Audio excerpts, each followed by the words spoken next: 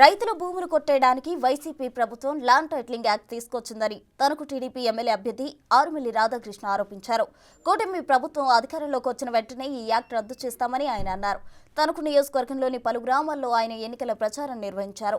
వాతావరణంలో మార్పుల వల్ల 2 రోజులుగా రైతులు తీవ్ర ఇబ్బందులు పడుతున్నారని, సంబంధిత మంత్రి రైతుల ఇబ్బందులు పట్టించుకోవడం లేదని ఆయన మండిపడ్డారు. కూటమి ప్రభుత్వం అధికారంలోకి వచ్చాక రైతులను అన్ని విధాలా ఆదుకుంటామని ఆయన హామీ ఇచ్చారు. రాబోయే ఎన్నికల్లో కూటమి ప్రభుత్వం అధికారంలోకి రావడం ఖాయమని ఆయన ధీమా వ్యక్తం చేశారు. ప్రచార కార్యక్రమంలో భాగంగా అత్తిలి మండలం కంచుమర్రు, స్కిన్నెరపురం, ఈడూరు, పాలూరు, కొమర, అత్తిలి గ్రామాల్లో రోడ్ షో ద్వారా ప్రజలందరినీ కూడా కలవడం జరుగుతుంది.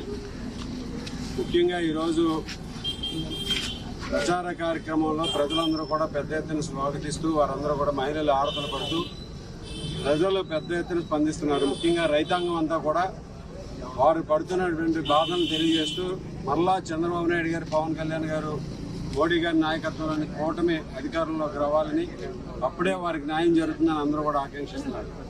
ముఖ్యంగా ఈరోజు కూడా వాతావరణంలో మార్పులు ఉండడం వల్ల వర్షాలు పడితే రైతులు దీనావస్థ స్థితిలో ఉన్నటువంటి పరిస్థితి మనందరం కూడా చూడొచ్చు.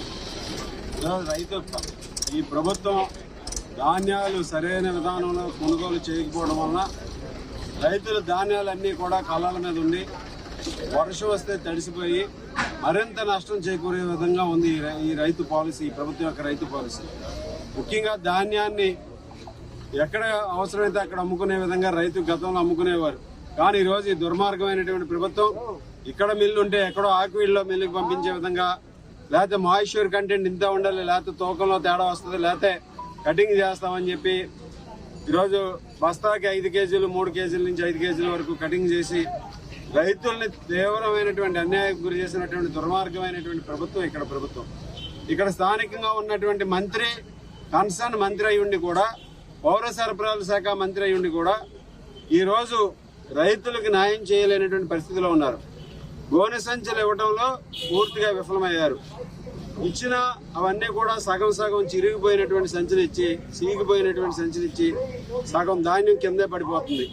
ఈ విధంగా రైతులను అన్యాయం చేసే విధంగా అన్ని రకాలుగాను కూడా ఈరోజు ఈ ప్రభుత్వం రైతుల పట్ల చాలా